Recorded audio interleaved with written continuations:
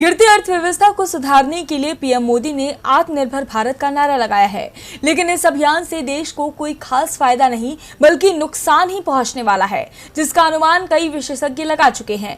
वहीं अब reserve bank के पूर्व गवर्नर रघुराम राजन ने आत्मनिर्भर भारत को लेकर ऐसा बयान दिया है जो मोदी सरकार की आर्थिक नीति से लेकर विदेश नीति को भी कटघरे में खड़ा कर चुका है।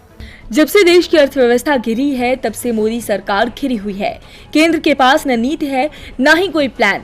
इसीलिए विपक्ष से लेकर तमाम रेटिंग एजेंसियां सरकार के कामकाज पर सवाल उठा रही हैं। इस मोर्चेबंदी से बचने के लिए पीएम मोदी ने आत्मनिर्भर भारत अभियान चलाकर जनता को झुंझुना पकड़ा दिया है, लेकिन इस अभियान के बाद देश को और ज्यादा नुकसान हो रहा है, जिसे लेकर रिजर्व बैंक के पूर्व गवर्नर रघुराम राजन ने सरकार को अलर्ट किया है। उन्होंने कहा है कि देश में पहले भी इस तरह के प्रयास हुए हैं, लेकिन ये अब तक सफल नहीं हो पाए। उन्होंने कहा कि अगर आत्मनिर्भर भारत में इस बात पर जोर है कि शुल्कों को लगातार आयात का प्रतिस्थापन तैयार किया जाएगा, तो मेरा मानना है कि यह वह रास्ता है जिसे हम पहले भी अपना चुके हैं और यह सफल रहा है। मैं इस रास्ते पर आगे बढ़ने को लेकर सावधान करना चाहूंगा। उन्होंने कहा कि देश के निर्यातकों को अपने निर्यात को सस्ता रखने के लिए आयात करने की जरूरत होती है, ताकि उसे आयातित माल का इस्तेमाल निर्यात में किया जा सके। राजन ने साफ किया कि चीन एक निर्यात ताकत के तौर पर ऐसे ही उभरा है।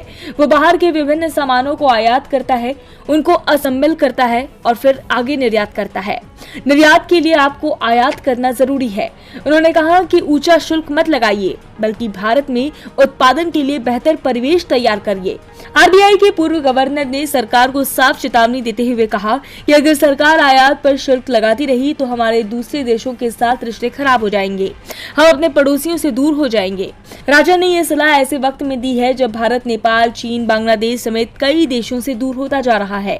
पड़ोसी देश ही मोदी सरकार की नीति को लेकर आंख दिखाने लगे हैं। ऐसे में सवाल उठता है कि क्या सरकार आर्थिक नीति पर फेल होने के साथ साथ विदेश नीति में भी फेल होगी।